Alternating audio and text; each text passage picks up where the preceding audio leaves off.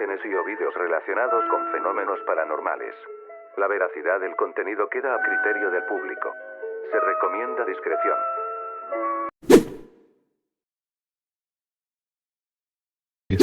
Ya te vieron. Algo está en la habitación contigo. No lo mires. No pienses en ello. Solo espera. Sientes su aliento en tu nuca, pero no hay nadie detrás. Tu reflejo parpadeó. Tú no lo hiciste. El suelo bajo tus pies ya no es el mismo. Tus manos tiemblan, pero no son tuyas. Las cambiaron mientras dormías. No hay salida. Nunca la hubo. Solo espera. Ellos vendrán por ti pronto. Experiencias incómodas de celulares de desconocidos. Cuando estaba en la secundaria, hace unos 10 años, mi familia y yo vivimos un susto desgarrador. Ese día, por única ocasión, mi mamá me había dejado un par de calles antes de la entrada de la escuela. Jamás hacían eso, pero esa mañana el tráfico estaba insoportable. Unos minutos después de dejarme, a mi mamá le entró una llamada a su celular de un número desconocido. En cuanto contestó, la voz de un sujeto la encañonó con pánico. Le dijeron que me tenían secuestrado y le dieron el segundo nombre de mi papá para darle veracidad a la amenaza. A mi mamá se le heló la sangre, pero en medio del shock se le ocurrió una maniobra brillante. Les preguntó directamente cuál era mi nombre. Del otro lado de la línea se hizo un silencio pesado. Los extorsionadores jamás supieron decirle cómo me llamaba. Al verse descubiertos, empezaron a gritarle insultos violentos mientras que de fondo se escuchaba el llanto desgarrador de un niño pidiendo ayuda. Manteniendo la cabeza fría dentro de lo posible, mi mamá les colgó y marcó inmediatamente al teléfono fijo de la secundaria para verificar si yo había entrado al plantel. Recuerdo perfectamente que estaba en clase cuando interrumpieron para mandarme a llamar a la dirección. Al entrar, el ambiente era pura tensión. Las secretarias estaban visiblemente nerviosas y temblorosas. Me pasaron el teléfono de la oficina para que hablara con mi mamá y ella pudiera escuchar mi voz para calmarse. El susto fue tal que, ese mismo día, pasaron por mí mucho antes de la hora de salida. Sin duda, esa llamada fue uno de los momentos más angustiantes que le tocó vivir a mi familia.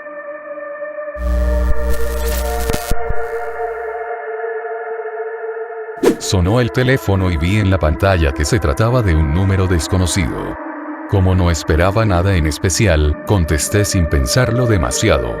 Del otro lado de la línea se escuchó de inmediato la voz de una persona en medio de un ataque de pánico absoluto, gritando y pidiéndome ayuda de forma desgarradora. La reacción instintiva fue de profunda desconfianza. Pensé que se trataba de una de esas típicas llamadas de extorsión, donde simulan tener a un familiar secuestrado para sacarte dinero.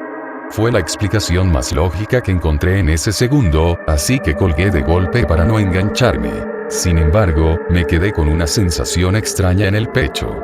Minutos después me ganó la curiosidad, y revisé el historial de llamadas, para investigar la clave helada o la procedencia de ese número.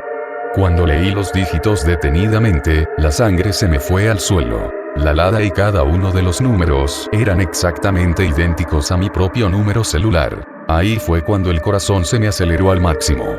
No hay una explicación técnica común para que entre una llamada directa desde tu propia línea. La idea que me cruzó la mente fue inquietante. Pensar por un instante si esa voz, pidiendo auxilio de forma desesperada, era una versión de mí mismo, atrapado en una situación límite y logrando romper la barrera del tiempo, o de una realidad paralela por un segundo para intentar salvarse. Hasta el día de hoy, cada vez que veo un número desconocido en la pantalla, me lo pienso 2 veces antes de contestar.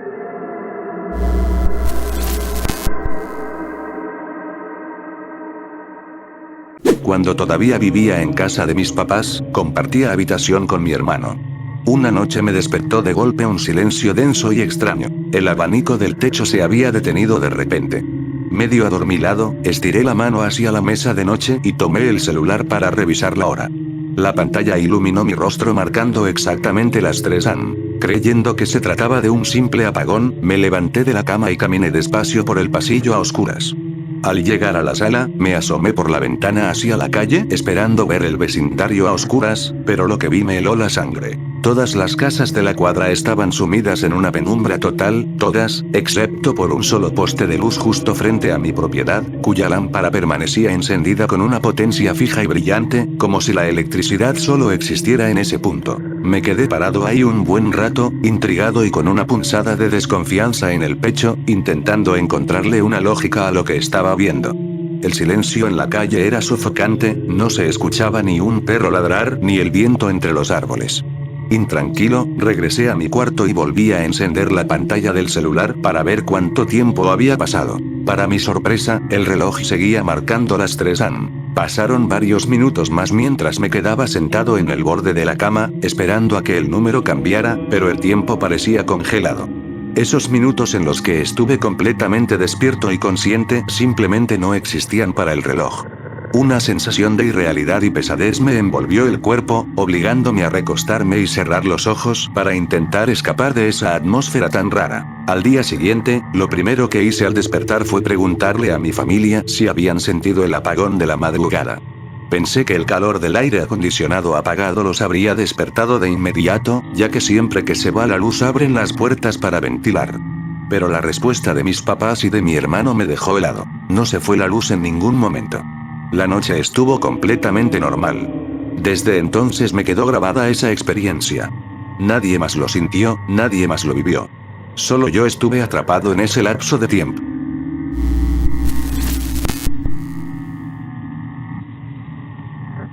Ni siquiera fue de madrugada ni en un horario espeluznante, pero hasta la fecha, el solo hecho de recordar ese mensaje de voz me da un escalofrío horrible. Ocurrió a plena luz del día. Yo estaba sola en mi cuarto, completamente en silencio.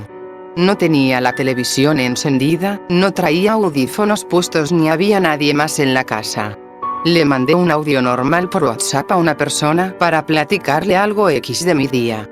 En el momento en que lo grabé, no escuché nada fuera de lo común. Para mí, todo estaba tranquilo. El problema vino cuando la otra persona escuchó la nota de voz y me preguntó sacada de onda que qué era ese ruido de fondo.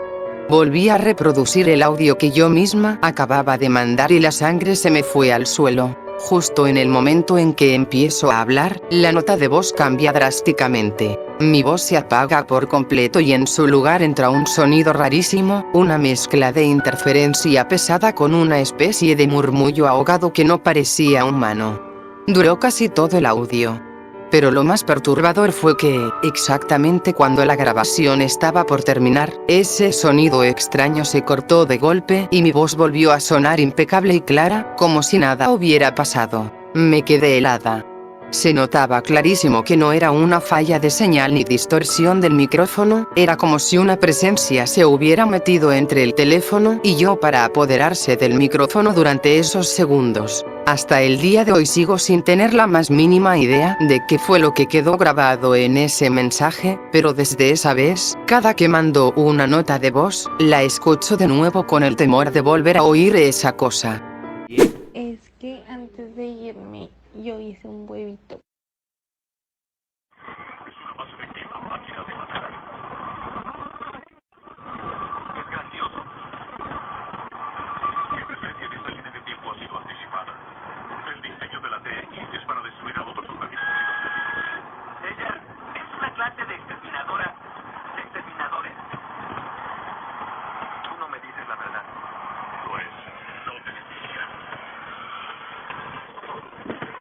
Como que, o sea, es que como que no tenía hambre. Luego me empecé a sentir mal, me sentí muy llena, quería vomitar, me dolía mi cabecita. Ay, no me quedó muy llena, como que no. Hace ya muchos años, en la década de los 90, trabajé como guardia de seguridad en un complejo de bodegas ubicado en Monterrey, allá por la avenida Los Ángeles. Era un trabajo solitario donde los turnos nocturnos solían ser largos y pesados. Eran aproximadamente las 2:30 de la mañana cuando el teléfono fijo de la caseta rompió el silencio. Levanté el auricular esperando la llamada de algún supervisor o del jefe de turno, pero del otro lado de la línea solo escuché la voz de una niña muy pequeña, como de unos 4 o 5 años. Hablaba con esa dicción infantil todavía con palabras mochas, pero lo más perturbador no era su voz, sino el fondo. Se oía un eco profundo y hueco, idéntico al que se genera dentro de una bodega inmensa y vacía. «Papá, ¿eres tú?», preguntó con un tono de angustia que me erizó la piel. Al principio pensé que era una broma pesada de mis compañeros para espantarme, así que le respondí firme. «A ver, ¿qué pasó? ¿Con quién quieres hablar? Pásame a tu mamá». Pero la niña insistió, esta vez rompiendo en un llanto ahogado que sonaba dolorosamente real. Papá, ¿eres tú? Sácame de aquí, tengo mucho frío y mucho miedo. Traté de mantener la cabeza fría y le hice varias preguntas directas para ver si caía en alguna contradicción, pero sus respuestas eran coherentes con lo que le decía. No era un mensaje grabado ni un contestador automático. Si se trataba de una actuación, la niña lo estaba haciendo demasiado bien. El pánico me fue ganando al pensar en lo que significaba ese eco de fondo y, sin saber cómo reaccionar, colgué el teléfono de golpe. Durante años me he preguntado qué fue lo que pasó en realidad. Si fue una broma de muy mal gusto, el intento de una extorsión fallida o un evento auténticamente paranormal. Lo más inquietante de todo es que la llamada volvió a entrar varias veces esa misma noche y, al tiempo, me enteré de que a otro de los guardias del turno nocturno le había ocurrido exactamente lo mismo. Hasta el día de hoy, el recuerdo de esa voz pidiendo ayuda desde la oscuridad me sigue causando un escalofrío en la espalda.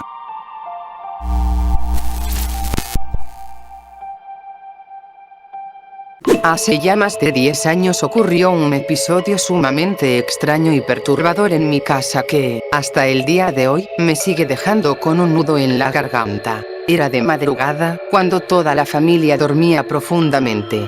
De pronto, el teléfono fijo de la casa comenzó a sonar de forma insistente, rompiendo el silencio de la noche. Mi tía fue la encargada de levantarse a contestar.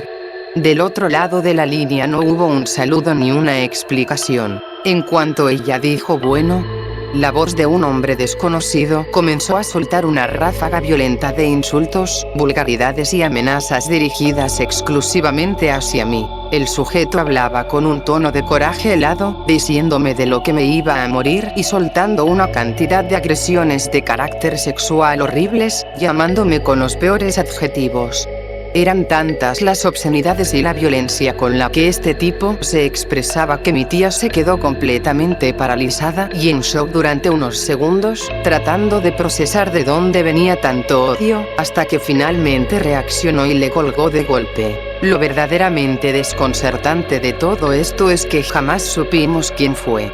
En mi familia nadie tenía sospecha alguna de algún sospechoso ni de ningún enemigo.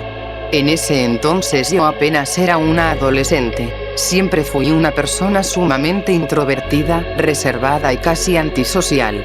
Casi no salía de mi casa ni tenía una vida social activa, por lo que era imposible que me hubiera metido en problemas con alguien o que hubiera tenido una interacción extraña con un sujeto capaz de hacer algo así.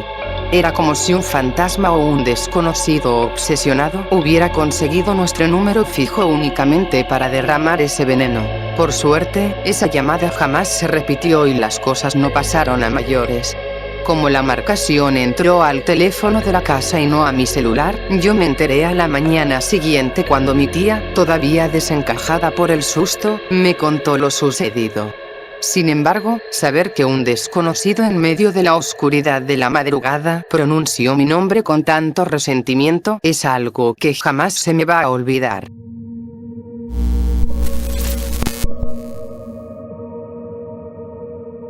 La primera ocurrió en San Luis Potosí, estando con unas primas y primos. Mi mamá y yo andábamos en casa de una de mis primas cuando recibió una llamada supuestamente del hospital. Le dijeron que Cande, un primo, había chocado muy fuerte, que a él no le había pasado nada, pero que en el otro carro iba una familia completa y la más grave era una niña de 7 años. Nos exigían depositar con urgencia una fuerte cantidad de dinero para que pudieran operarla en un hospital privado. Lo más perturbador fue que, al intentar localizar a mi primo al número que nos dieron, alguien contestó confirmando punto por punto la misma versión. Todos estábamos aterrorizados. Nos resultaba muy difícil ir a comprobarlo en persona porque él vivía como a 2 horas de camino. Sin embargo, en medio del pánico, se me ocurrió decirle a mi prima que le marcáramos directamente a su número personal desde mi teléfono. Para nuestra sorpresa, Cande contestó como si nada, tranquilo en su casa y sin haber salido en todo el día. Él tiene una panadería y constantemente viaja a San Luis a surtirse, por lo que no cabe duda de que era gente que lo conocía bien o, al menos, estaba muy al pendiente de sus movimientos. Al confirmar que todo estaba bien, nos volvió el alma al cuerpo. La segunda vez le pasó directamente a mi mamá. Nosotros tenemos familiares en Estados Unidos y, de la nada, le habló un supuesto primo diciéndole que él y mi tío le habían enviado una lista enorme de regalos. Supuestamente el paquete estaba retenido en la aduana y necesitaba que depositara 5,000 pesos para pagar un permiso de liberación. Le echaron un discurso tan bien elaborado que mi mamá cayó por completo. Ella me marcó para contarme la situación, pero entre que no tenía dinero y estaba saturado de trabajo, le dije que no podía. Ante esto, ella contactó a uno de mis hermanos, quien terminó haciendo el depósito. La cosa no acabó ahí. Como vieron que cayó fácil, le volvieron a marcar, pero esta vez haciéndose pasar por oficiales de aduana. Le dijeron que el paquete contenía armas y que la iban a investigar. Mi mamá, por la ingenuidad de la llamada anterior, les había dado su nombre completo y su domicilio. Empezaron las amenazas directas. Si no daba otros 5,000 pesos, irían a su casa a arrestarla. Se imaginarán el susto tan enorme que se llevó. Al enterarnos, mis hermanos y yo nos reunimos inmediatamente con ella para explicarle cómo funcionan estas estafas y de lo que son capaces con tal de sacar dinero. Para que estuviera más tranquila, se fue a quedar unos días a casa de mi hermana hasta que vio que todo volvió a la normalidad. La tercera y última me tocó vivirla a mí directamente. Trabaja en el área administrativa de una dulcería.